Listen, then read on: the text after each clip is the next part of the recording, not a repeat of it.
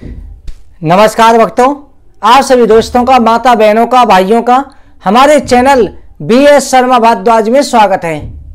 दोस्तों, आज हम कार्तिक मातम के तीसरे दिन की कथा का वर्णन कर रहे हैं। कार्तिक मातम की कथा जो है भगवान श्री नारायण का ध्यान करते हुए अवश्य श्रवण करनी चाहिए। आज की कथा में भगवान की पूजा विधि, सालग्राम शिला की कितने प्रकार होते हैं, किस प्रकार से पूजा करनी चाहिए, सभी कार्तिक के नियमों का पालन का वर्णन है। दोस्तों, आप सभी ध्यान लगा करके भगवान श्री नारायण की कार्तिक मातम की कथा का श्रवण करें। और कथा श्रवण करने से पहले आप सभी को जो है भगवान श्री बाल मुकुंद से ही प्रार्थना करनी है कि हे गोविंद, हमसे कोई अपराध हो गया हो, हमारे अपराध को क्षमा कीजिए और सदैव हमारे ऊपर अपनी कृपा दृष्टि बनाए रखिए। नेम से सूतमासीन मविवाद्य मामतिम कथामृता रसस्वाद कौशला सौनिको ब्रवीत। गुरुर्ब्रह्मा गुरुर्विष्णु गुरुदेवो महेश्वर गुरु साक्षात् परम ब्रह्मा तस्मै श्री गुरुवे नमः। गुरु भगवान को, गणेश जी को, सभी देवताओं को नमस्कार करके, भगवान बाल मुकुंद को नमस्कार करके इस कथा का प्रारंभ करते हैं। बोलो कार्तिक मातम की जय। नारद जी ब्रह्मा जी से कहते हैं कि पितामह, आपने जो है कार्तिक के महीने में क्या नहीं खाना चाहिए, दूसरे दिन की कथा में आपने वर्णन किया। हे पिताजी, कृपा करके मुझसे देव पूजन को कि देव पूजन किस प्रकार से करें। ब्रह्मा जी कहते हैं कि हे पुत्र, जहां पर गंडकी नदी रहती है उसके उत्तर दिशा में, गिरिराज के दक्षिण दिशा में 40 कोस की भूमि मां क्षेत्र होती है।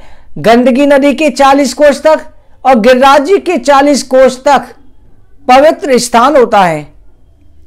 इस स्थान पर गोमती चक्र और सालग्राम रहते हैं। गंडकी नदी से गोमती चक्र और सालग्राम शिला की प्राप्ति होती है। जहां पर सालग्राम शिला गोमती चक्र रहते हैं वहां के पुरुषों के जन्म पर्यंत के सभी पाप नष्ट हो जाते हैं। जिस घर में गोमती चक्र रखे जाते हों, उनकी पूजा की जाती हो, सालग्राम की पूजा की जाती हो, उस घर में सभी दोष नष्ट हो जाते हैं। वो घर तीर्थ के समान हो जाता है। उस घर में भगवत शक्ति का आह्वान हो जाता है। वो स्थान एक तीर्थ की समान होता है, क्योंकि सालग्राम शिला का जो चरणामृत है उसे लेने से अकाल मृत्यु का भय नष्ट हो जाता है। जो नित्य प्रति सालग्राम का चरणामृत ग्रहण करते हैं उन प्राणियों को कभी भी अकाल मृत्यु का भय नहीं रहता। वो निश्चिंत होकर के संसार में विचरण करते हैं, क्योंकि भगवान का चरणामृत जो होता है अकाल मृत्यु अन्नम सर्व व्याधि विनाशनम विष्णु चनो डकप पित्वा पुनर्जन्म न विद्यते। सभी जन्म मृत्यु से छुड़ाने वाला, अकाल मृत्यु कहने वाला, आत्म धर्म काम मोक्ष प्रदान करने वाला भगवान का चरणामृत होता है। आपका मन कितना भी परेशान हो, भगवान का चरणामृत पान करते ही मन को शांति प्राप्त होती है। जो भगवान का चरणामृत अपने सिर पर धारण करता है और पीता है, उसके मातम को देवता भी नहीं कह सकते। शंख में जल भर करके भगवान के ऊपर चढ़ाया हुआ जल प्राणी अपने अंगों पर छिड़कता है तो उसके ब्रह्म हत्या जैसे पाप भी नष्ट हो जाते हैं। जो गोमती चक्र का और सालग्राम शिला का चरणामृत नित्य पीता है, अपने अंगों पे छिड़कता है, घर में छिड़कता है, वहां के सभी दोष नष्ट हो जाते हैं। जो भगवान का चढ़ा हुआ प्रसाद खाता है, विष्णु भगवान के आगे जो भोग लगाते हैं उसमें तुलसी दल डाल करके अगर भोग लगाया जाए, उस भोग को ग्रहण किया जाए तो अनेक जन्मों के पाप नष्ट हो जाते हैं। मनुष्य के 10,000 जन्मों के भी पाप भगवान की भक्ति, भगवान के स्नान का जल नित्य प्रति पान करने से नष्ट हो जाते हैं। सालग्राम और गोमती चक्र चाहे टूटे फूटे कैसे भी हो, उनमें कभी भी कोई दोष नहीं होता। इसलिए हमेशा सालग्राम शिला का पूजन करना चाहिए। जिस सालग्राम शिला में वनमाला का चिन्ह होवे वो साक्षात भगवान लक्ष्मी नारायण का स्वरूप होता है। मनुष्य को इनकी भक्ति और पूजा करनी चाहिए। जिस सालग्राम शिला में एक चक्र का चिन्ह होवे उस सालग्राम शिला को सुदर्शन चक्र कहते हैं।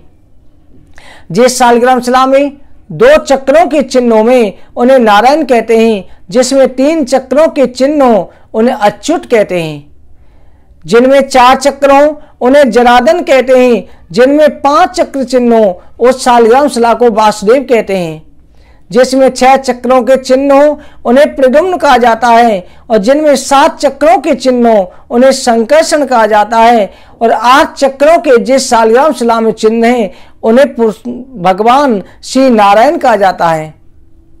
नव चक्र सहित जिसमें 10 चक्र हों उसे 10 अवतार कहते हैं, और जिसमें विष्णु चक्र से चिन्हित हैं जितने भी चक्र के चिन्ह होंगे वो सभी भगवान के स्वरूप होते हैं।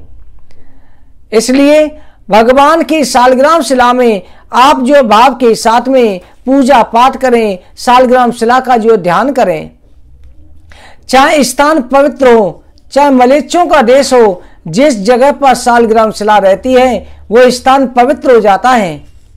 उसके चारों ओर भूमि जो है अच्युत कही जाती है। जो सालग्राम शिला के समीप प्राण त्याग देता है सीधा बैकुंठ के धाम को चला जाता है, जीवन मुक्त हो जाता है।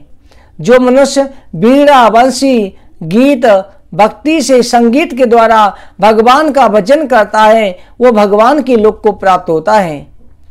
भगवान प्राणी की भक्ति से प्रसन्न होते हैं, इतनी तपस्या से भी प्रसन्न नहीं होते। भगवान को भक्ति और कीर्तन अति प्रिय होता है, इसलिए हमेशा भगवान के सामने भक्ति और कीर्तन अवश्य करना चाहिए। भगवान के सामने जो है सालग्राम शिला का पूजन करते हुए भगवान से हमेशा क्षमा याचना ये करें। मंत्रहीनम क्रियाहीनम भक्तिहीनम सुरेश्वरा यद पूजतम मया देवा परिपूर्णम तदस्तमे। हे प्रभु, ना मैं मंत्र जानता हूं, ना भक्ति जानता हूं, ना मैं क्रिया जानता हूं, ना विधि जानता हूं, कुछ भी नहीं जानता। जिस भी प्रकार से मैं आपकी भक्ति कर रहा हूं उसे आप स्वीकार करें। हे नारायण, आपको कोटान कोट प्रणाम है। इस तरह से सालग्राम शिला का जो है पूजन करना चाहिए। सालग्राम शिला तुलसी के पास में अवश्य रखनी चाहिए। नारद जी कहते हैं कि पिता में आपने सालग्राम शिला के मातम का वर्णन किया। कार्तिक के महीने का मातम क्या होता है, कार्तिक के महीने की विधि क्या होती है जिससे भगवान प्रसन्न हो जाते हैं। ब्रह्मा जी कहते हैं पुत्र, तुम साधु हो, महान बुद्धिमान हो, तुम्हारे समान संसार में कोई साधु नहीं होगा जो लोक के कल्याण के लिए प्रश्न कर रहा है। आपके द्वारा संसार को ज्ञान प्राप्त होगा, आप स्वयं जानते हो, फिर भी लोक कल्याण के लिए प्रश्न कर रहे हो। सभी पापों को नाश करने वाला मैं तुम्हारे सामने ये भगवत भक्ति की कथा का वर्णन करता हूं। इस कथा को सुनने से प्राणी जो सभी पापों से छूट जाता है। इसमें अनेक प्रकार के रहस्य पूजा विधि भगवान की बताई गई है, परंतु सबसे बड़ी भक्ति होती है। श्री सूत जी महाराज ने 88,000 ऋषियों का ऋषिवरों, सबसे प्रथम भगवान की भक्ति वैष्णव धर्म में साधुओं का दर्शन पवित्र होता है। प्रथम भगत संतन कर संगा, दूसर रति मम कथा प्रसंगा।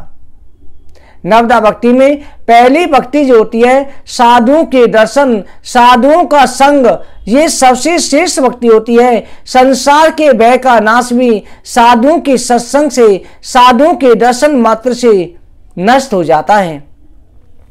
ज्ञानियों को मोक्ष और कामना देने वाला भोग होता है। गंगा पापों का नाश करती है, चंद्रमा ताप का नाश करता है, और कल्प वृक्ष दीनता का नाश करता है। आप गंगा जी में स्नान करोगे तो आपके पापों का नाश होगा। अगर ताप है, मन को संताप है, तो चंद्रमा के दर्शन करने से ताप दूर होता है। अगर संसार की कोई वस्तु चाहिए, दरिद्रता को दूर करने वाला एक कल्प वृक्ष होता है। कल्प वृक्ष के सामने जो भी मांगो प्राप्त हो जाता है। परंतु साधु का दर्शन पाप, ताप, दरिद्रता, संताप सबको दूर करता है।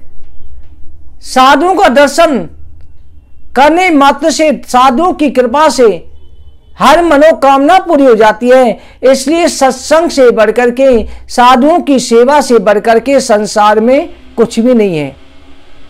तभी तो कहते ना, एक घड़ी आधी घड़ी आदि में पुण्य आए, तुलसी संगत साधु की हरै कोट अपराध। साधु की संगत अगर आधी घड़ी भी की जाए तब भी सभी संतापों को दूर कर देती है। इसका जो है अनेक प्रकार से वर्णन है। इसका एक इतिहास भी वर्णन है, जिस इतिहास के द्वारा श्री सूत जी महाराज ने सत्यभामा का चित्र वर्णन किया था। श्री सूत जी महाराज ने सोनकर 88,000 ऋषियों से कहा था कि ऋषिवरों, एक बार जो है भगवान कृष्ण द्वारकापुरी में सत्यभामा के साथ में बैठे हुए थे। उसी समय पर यह घटना घटी। सत्यभामा ने भगवान श्री कृष्ण का हाथ पकड़ा और कहा कि स्वामी, मैं बहुत भाग्यशाली हूं, मेरे आंगन में कलप वृक्ष लगा हुआ है, आप सभी पटरानियों में सबसे ज्यादा मुझसे प्रेम करते हो, मेरा जीवन सफल है, मेरे माता पिता धन्य हैं जिन्होंने मुझे उत्पन्न किया। हे स्वामी, मैंने ऐसा कौन सा पुण्य किया जिसके कारण से आपकी मुझे प्राप्ति हुई, आप मुझसे इतना प्रेम करते हैं, मेरे आंगन में आपने कलप वृक्ष भी लगा दिया, और आप जो है जहां भी जाते हैं मुझे संग लेकर के जाते हैं, यहां तक कि मेरी इच्छा पूर्ति के लिए आपने इंद्र से भी युद्ध किया और उससे भी कलप वृक्ष लाकर के मेरे आंगन में लगा दिया। भगवान श्री कृष्ण जो है सत्यभामा का हाथ पकड़ के कहने लगे, देवी, तुमने जो तपस्या करी वो देवताओं को भी दुर्लभ है। ऐसी तुमने महान तपस्या करी थी, उसका मैं तुम्हें वर्णन करता हूं। एकांते एकाग्रचित होकर के आप उस कथा को सुनना। सत्यभामा कहने लगी कि स्वामी, मेरा क्या चरित्र है, मैं पूर्व जन्म में क्या थी, मैंने कौन सी तपस्या करी, वो सब कुछ बताए। भगवान कृष्ण कहते हैं कि देवी, सतयुग के अंत के समय पर मायापुरी में अत्रि कुल में वंशज उत्पन्न वेद वेदांग को जाने वाला देव शर्मा नाम का एक ब्राह्मण रहता था। वो नित्य प्रति सूर्य भगवान की आराधना करता। उसके एक शिष्य था, उसका नाम चंद्र नाम था। उस देव शर्मा ब्राह्मण की एक पुत्री थी जिसका नाम जो है गुणवती था, बाकी और कोई पुत्र नहीं था। इसलिए उसने अपने चंद्र नाम वाले शिष्य के साथ में अपनी पुत्री का विवाह कर दिया। एक दिन की बात है, दोनों ससुर जमाई चंद्र नाम और देव शर्मा दोनों वन में लकड़ी लेने के लिए गए, हिमाचल पर हवन के लिए समदा लेने के लिए गए। उसी समय पर एक भयंकर राक्षस देखा। राक्षस को देख करके दोनों भागने में असमर्थ हो गए। राक्षस ने उन दोनों ससुर दामाद को पकड़ के खा लिया। उन दोनों ने जीवन भर हमारी आराधना करी। देव शर्मा ने सूर्य की आराधना करी, इसलिए दोनों सूर्य लोक होते हुए सीधे बैकुंठ लोक हमारे लोक को आए। देवी, शिव, सूर्य, गणेश, शक्ति और विष्णु, इनकी आराधना करने वाले सीधे बैकुंठ जाते हैं, वो हमको ही प्राप्त होते हैं। हम पंच ओंकार हैं। जैसे वर्षा का जल धरती पर जगह जगह गिरता है, फिर नदियों में जाता है और नदियों से होकर के सीधा समुद्र में जाकर के मिलता है, वैसे ही इन पांचों की पूजा करने वाले आखिर में हमको ही प्राप्त होते हैं। इधर जो है दोनों की मृत्यु के बाद में गुणवती विलाप करने लगी। गुणवती जो रोने लगी कि मैं किधर जाऊं, क्या करूं। हे पिता, आप मुझे किसके सहारे छोड़ के चले गए। हे विधाता, मेरा पति भी नहीं रहा, अब मैं किसके सहारे रहूंगी। कौन मुझे भोजन देगा, कौन मुझे पालेगा, मैं क्या करूं। भाग्य सुख की आशा से जीवन रहत मैं किधर जाऊं। कुर्रे पक्षी की भांति गुणवती रोने लगी। गुणवती को रोना देख करके सभी ऋषि मुनि वनवासी भी रोने लगे। गुणवती ने अपने घर का सामान बेच करके अपने पति और पिता की क्रिया अंत्येष्ट क्रिया करी। गुणवती जो है उसी आश्रम में रह करके विष्णु की भक्ति करने लगी। उसने जीवन में 2 नियम लिए। एक तो कार्तिक के महीने का व्रत रखती, कथा सुनती, स्नान करती, और दूसरा एकादशी का व्रत करती। हे देवी, ये दोनों ही व्रत हमको अति प्रिय हैं।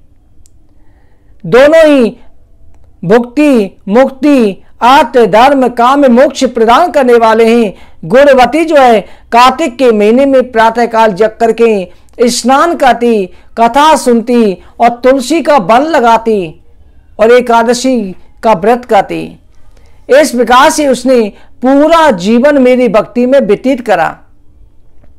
इस तरह से गुणवती जो है बुढ़ापा आ गया, उसकी 80 वर्ष की उम्र हो गई, वो उसका शरीर काम नहीं कर रहा था, बुढ़ापे में चला भी नहीं जा रहा था। फिर भी कार्तिक के महीने में स्नान करने के लिए तालाब के किनारे गई और उसने तालाब में प्रवेश किया। ठंड बहुत हो रही थी और ठंडे के कारण उसका शरीर कपकपा रहा था।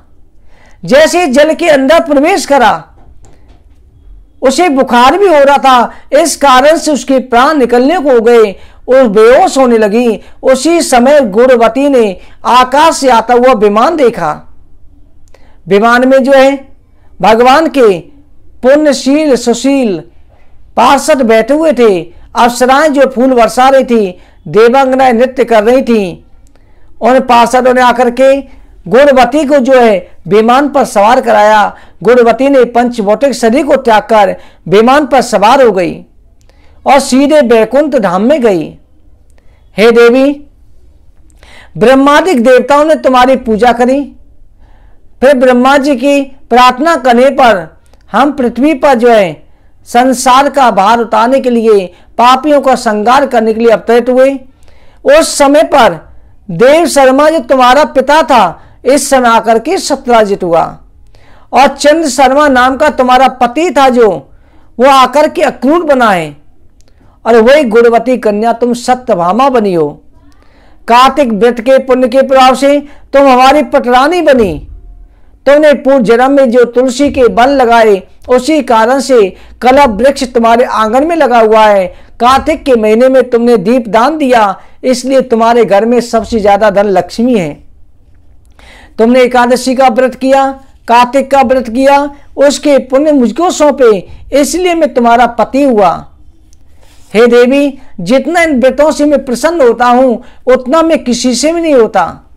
देवी, इसी कारण से कार्तिक के व्रत के प्रभाव से, एकादशी के व्रत के प्रभाव से, इन व्रतों के प्रभाव से, तुलसी का वन रोपण करने से, दीप दान करने से, कार्तिक स्नान करने से हमारा तुम्हारा कभी वियोग नहीं होगा। हमेशा तुम मुझे अपने पति के रूप में ही प्राप्त करोगी, मेरी आदमी शक्ति बनोगी। देवी, जो कार्तिक के महीने का व्रत पूजन करता है, उसमें दान पुण्य करता है, वो जो है हजारों वर्षों की तपस्या का फल प्राप्त कर लेता है। उस व्रत के बराबर संसार में कोई भी नियम नहीं है। इसलिए अपनी शक्ति के अनुसार कार्तिक के महीने में स्नान भी करो, कथा भी श्रवण करो और दान पुण्य भी करो। ये जरूर करनी चाहिए। और जो प्राणी इस कथा का श्रवण करता है, उसे पुत्र, धन, दान, सुख, समृद्धि की प्राप्ति होती है, ऐश्वर्य प्राप्त होता है, उसके सभी पाप नष्ट हो जाते हैं। श्री सूत जी महाराज कहते हैं, ऋषियों, आज की कथा कहीं पर विश्राम करते हैं। आगे कथा का कल की अध्याय में वर्णन करेंगे। आज जो है बैंगन नहीं खाने हैं, द्वितीया है, द्वितीय और बैंगन नहीं खाने हैं। बोलो कार्तिक मातम की जय।